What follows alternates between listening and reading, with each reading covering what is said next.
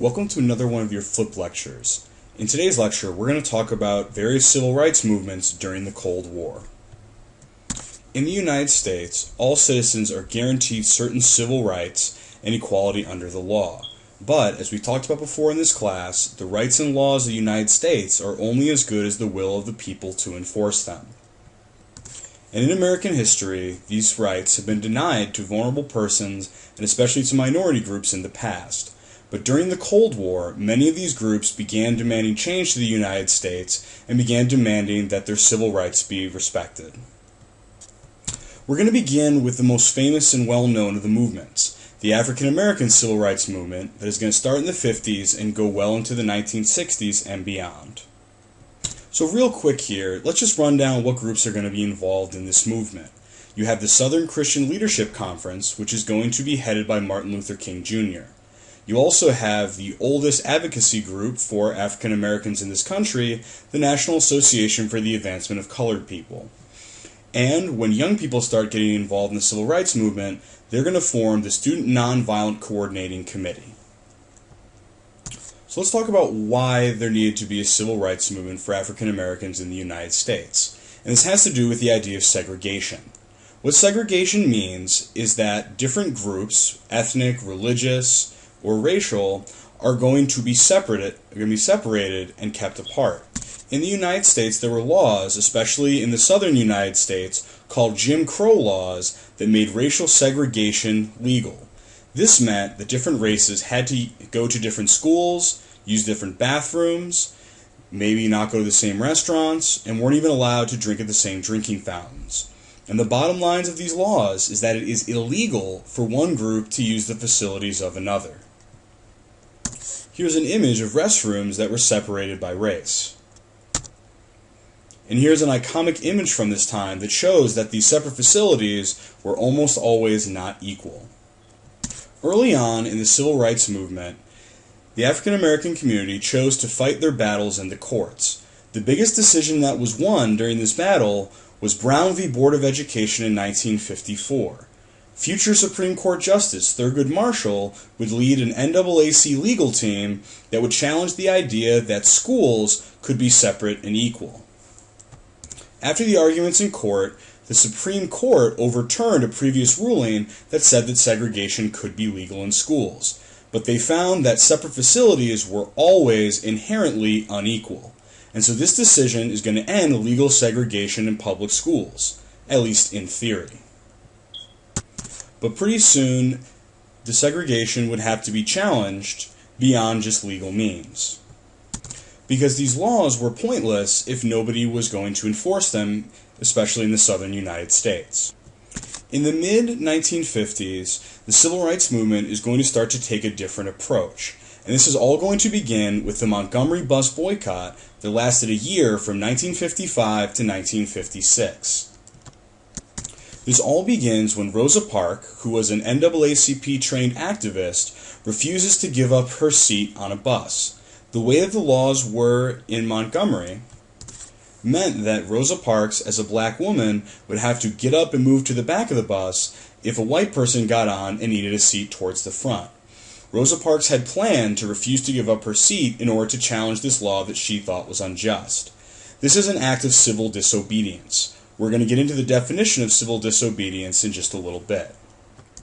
But after this initial spark, Martin Luther King Jr., who at this time is basically just a pastor, is asked to lead a boycott of all buses to force them to change the rules. The whole point of a boycott is to hurt the oppressor. The idea being that the bus company would lose so much money not having the black riders in Montgomery that they would be forced to change the rules and allow blacks to sit wherever they wanted on the buses. This boycott lasted a year, and in the end it was successful, and the city of Montgomery passed a new law legally allowing people to sit anywhere they wanted on the bus, regardless of race. So let's talk about what civil disobedience and nonviolent resistance mean. Civil disobedience can only happen when there are unjust laws, and civil disobedience only happens when legal challenges to these unjust laws are going to fail. This means the court system, petitions, elections, etc. And what civil disobedience is an active refusal to obey laws that you believe are unjust.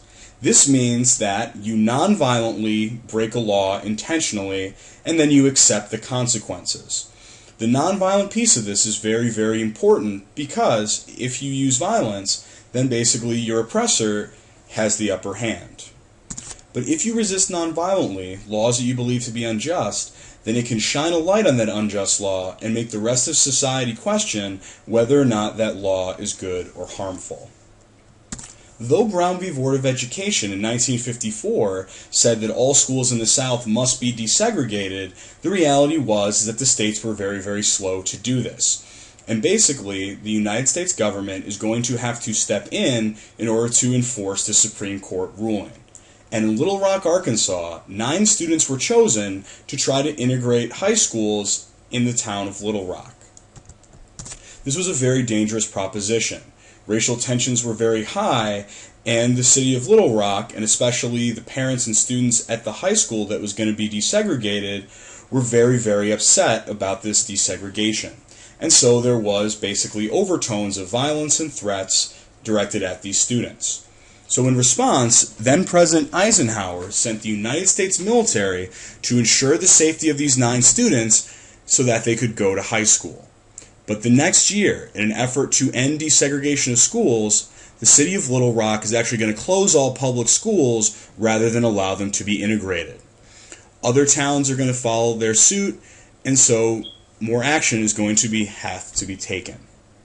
Here are some photos of the Little Rock 9. Here's one of them going into high school, escorted by the United States military to protect them from protesters and threats. Here's another picture of the students being escorted.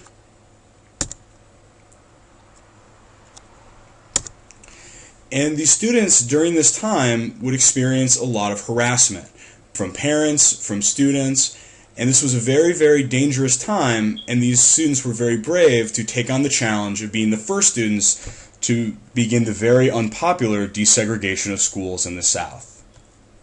After the Montgomery Bus Boycotts and the integration of schools in Little Rock, the civil rights movement begins to grow. In 1960, a group of people are going to perform what are known as sit-ins.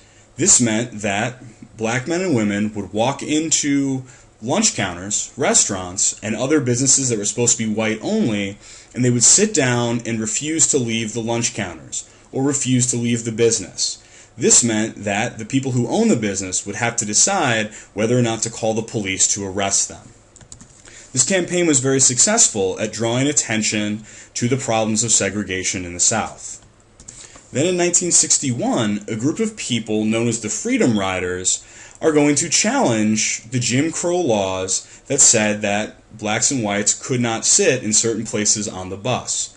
And so what happened was a group of people decided to ride buses all around the South in order to break the law and, if necessary, accept the consequences and be arrested. However, a lot of these rides ended up violently when people would actually wait. A mob would wait outside of the bus for the people to get off so that then they could attack them. Then in 1963, a series of protests was planned in the most segregated city in the United States, Birmingham, Alabama. This campaign was marked with a lot of violence against protesters and mass arrests. During this time, Martin Luther King Jr. would be arrested, and he would write a very, very potent letter that you guys will all read for homework. And finally, in 1963, approximately 200 to 300,000 people gathered to march on Washington, D.C. at the Lincoln Memorial to basically protest for jobs and freedom, demanding change from the United States government. This demonstration would become one of the most famous in United States history and would succeed in bringing pressure onto the United States government to do something about civil rights. Here's a picture of the Freedom Riders, ready to get on this bus and basically ride around the South, challenging the laws that said that they couldn't ride these buses. As you see, there are also some white faces on this because the civil rights movement also involved people of other races. But waiting for a lot of these riders at every bus terminal was a mob of people who wanted to pull them off the bus and beat them savagely. In one such case, several people had to be hospitalized, But the Freedom Riders were defiant and kept on with the protest, despite the violence. Here's a picture of some of the sit-ins. As you can see, these young men are basically refusing to leave these establishments that are white only. This would actually bring enough pressure that certain large chains, such as Woolworth's department store, are actually going to get rid of segregation because of the pressure that these sit-ins brought to bear. These sit-ins highlighted that segregation was a real problem in the United States. And so, once the greater population started to get on the side of the protesters, change started to occur. But the Birmingham Campaign was one of the most violent of all of the civil rights movement. As you can see here, the person in the middle of the photo, the policeman, is Safety Commissioner Bull Connor, who becomes famous for his brutal tactics used against protesters during this campaign. As you can see, attack dogs are attacking this young man, even though he is not even resisting.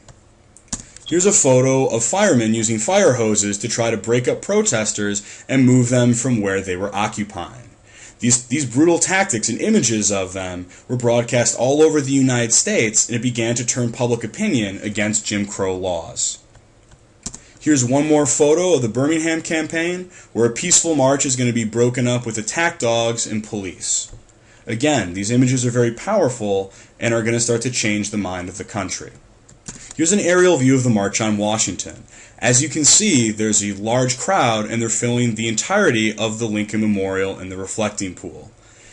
This march is also where Martin Luther King Jr. delivered his very famous I Have a Dream speech, in which he outlined his hopes for a new and brighter America where equality was promised for all. The biggest piece of legislation that is going to come out of the civil rights movement is going to be the Civil Rights Act of 1964. As you can see in this picture, Martin Luther King Jr. on the right is meeting with President Lyndon Baines Johnson in order to discuss what the Civil Rights Act of 1964 was going to say. And ultimately, the United States Congress and Senate passed a bill that outlawed all forms of public discrimination based on race, gender, ethnicity, or religion, and guaranteed voting rights for all Americans. This was a landmark piece of legislation, a landmark law in the United States, because it promised the protection of the federal government to enforce the civil rights of all disenfranchised and marginalized people in the United States. This would later come to affect women and other ethnic groups because of the language of the act. This also shows how the campaigns of the 1950s and early 1960s managed to have such an impact on the American public that the Civil Rights Act was able to be passed. Such a law would not have been possible in the 1940s or even the early 1950s. But by 1964, the Coordinated Campaign for Civil Rights had succeeded in winning a major victory for itself as well as all of the people that it helped. But the Civil Rights Act of 1964 didn't solve all of the problems, and there had to be a continued struggle for civil rights in the African American community. Because again, it is one thing to have a law on the books, it's quite another for it actually to be enforced. And so, in 1965, Martin Luther King Jr. and others embarked on marches from the town of Selma to the capital of Alabama, Montgomery, in order to demand voting rights. However, one of these marches turned violent. The first one actually turned very, very violent, and these images would shock the nation. Shortly after this, another piece of civil rights legislation, the Voting Rights Act of 1965, would be passed to allow the federal government to better ensure that all people were able to vote. Then in 1964, an effort was made to register African Americans to vote in Mississippi. Mississippi at this time was probably one of the most, if not the most, segregated state, and so Freedom Summer was an effort to get African Americans to finally vote for the first time. But during this time, 7 activists were actually killed by people in Mississippi who wanted them to fail, who wanted to keep segregation and Jim Crow. Many more were attacked, injured, and arrested. So, even after the Civil Rights Act of 1964, there is still going to be a lot of racial tension and a lot of progress that is going to need to be made in a lot of these states. Here's a picture of the start of the Selma to Montgomery March. As you can see, there's a large amount of people, and there's also some diversity in the crowd. But everything went wrong when the Selma March got to the Edmund Pettus Bridge. Police had basically set up a barrier with a bunch of policemen who had actually been made into policemen that day in order to deal with the large crowd. What ends up happening is that a lot of these amateur policemen are going to start to turn violent on the protesters. Because of what happens and all of the injuries that take place, it becomes known as Bloody Sunday.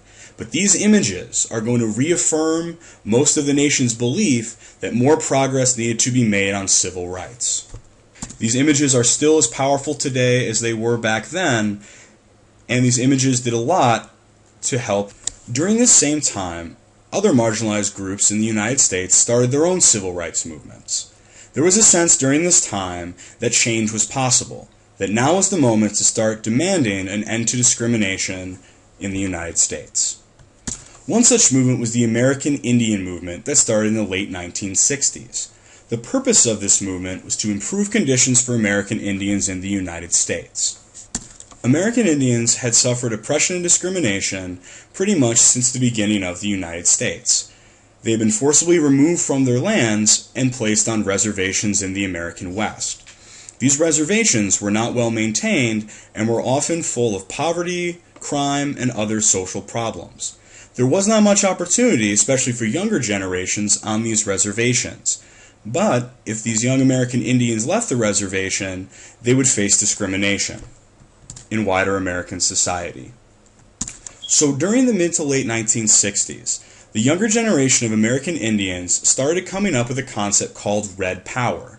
And this Red Power was based on the idea of having pride in the unique American Indian identity and culture, and believed that it was something to be treasured and something to aspire to, and not something to be hidden from the rest of American society. This movement is not going to be as well coordinated and not as peaceful as the African American Civil Rights Movement.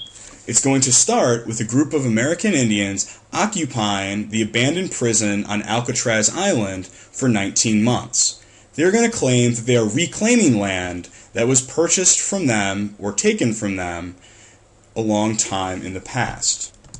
So these occupiers are going to issue a statement that's going to reverse the roles of the United States and American Indians. For instance, they offer to basically start a white affairs bureau to mock the Indian Affairs Bureau of the United States. They also offer to pay for Alcatraz what the United States government paid for it a long time ago, which was basically under $10. So this occupation of Alcatraz Island is going to last for 19 months until the United States government is going to forcibly remove these American Indians. However, this occupation managed to shed light in the greater American society over the problems facing American Indians.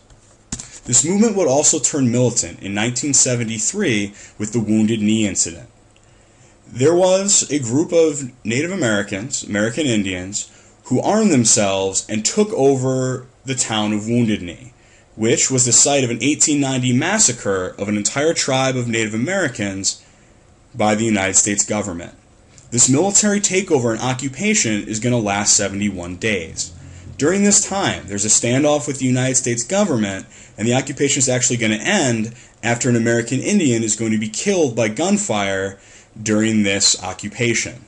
After this death, both sides are going to agree to peacefully end the Wounded Knee incident. But again, this incident is going to draw further attention to the American Indians and to the problems and discrimination that they were facing in the United States. Here's a picture of the occupation of Alcatraz, where they wrote very defiantly on the walls of the prison that you are now on Indian land. Here's a picture of the Wounded Knee incident. You see here a group of Native Americans who have taken over the town of Wounded Knee and are occupying it with military force. Here's another picture of these tribal groups that decide to arm themselves in order to defy the United States government. Unfortunately, all these incidents don't lead to much lasting change in the American Indian experience in the United States. However, it did shed light on the problem and some progress was made. Another civil rights movement that started during this time was the gay liberation movement. And it started in 1969 in New York City at a place called the Stonewall Inn.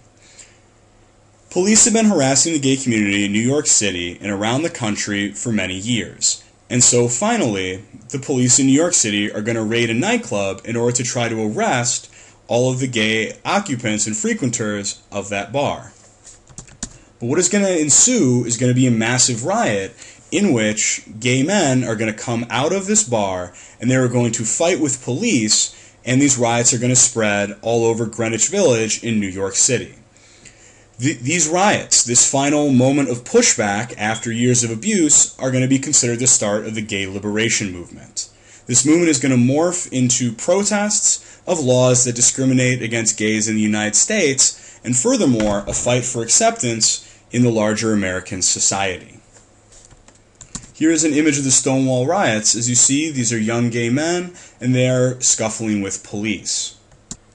All of the gains of the gay liberation movement can be traced back to the start of it in the late 1960s and into early 1970s, where this marginalized group finally decided to push back and start fighting for what they considered equal treatment in the United States. And finally, women during this time are going to start a fight for civil rights. The idea of feminism becomes very big during the 1960s and 1950s. And feminism is the belief that men and women should be equal politically, economically, and socially, especially in the United States. But in the history of the United States and into the 1950s and 60s, discrimination against women in the United States was rampant. Their job access was lower, and women were barred from a lot of the highest paying professions in the United States. It was almost impossible for women during this time to become lawyers, doctors, or politicians. It was also difficult for women to get bank loans and bank credits without being married or having a husband. And so women are going to start to demand equal treatment in a series of protests and marches and editorials. And the result of this is that laws are going to be passed in the 1960s and 70s that are going to start to protect women's rights and equality in the United States. In 1963, the Equal Pay Act is going to be passed that's going to make it illegal to pay a woman less money for the exact same work as a man. That Civil Rights Act of 1964, that basically guaranteed that there would be no discrimination based on race or gender or religion, is going to include women. And so the Civil Rights Act of 1964 is going to help women fight for equal treatment in the United States. And finally, a law passed in 1972 called Title IX said that schools could no longer discriminate against young women by not allowing them to take certain classes or have sports teams or have access to resources. Here's a picture of one such protest where women basically would take to the streets in organized protests and demand equality. They also lobbied in Congress, and they ended up being very successful. So we've talked about all these civil rights movements briefly, but how do these connect to the idea of the Cold War? And I would argue, as some historians might, that the civil rights movements would be impossible without the Cold War. That the civil rights movements and this quest for equality is all wrapped up in the idea of the Cold War. And it has to do with the image of the United States. The world was watching the United States during the Cold War, and especially newly free nations, especially in places like Asia and Africa, are going to have to make choices whether or not they're going to ally themselves with the United States or the Soviet Union. So the United States government began to think that they can't be denying freedoms and rights to people inside the United States and claim to be the leader of free countries in equality and democracy outside of the United States. And actually, civil rights activists are going to plan their demonstrations around big Cold War events and meetings between political leaders. The idea was to bring maximum pressure on the United States government to live up to the ideals of the United States. And so in the end, the United States fight against communism is going to involve civil rights. And without the Cold War, it's possible that these civil rights movements may have been delayed by decades or possibly could have never happened at all. So in this flipped lecture, we briefly looked at a couple of civil rights movements. These movements would start to change the United States, and these changes would start to be felt in the decades to come.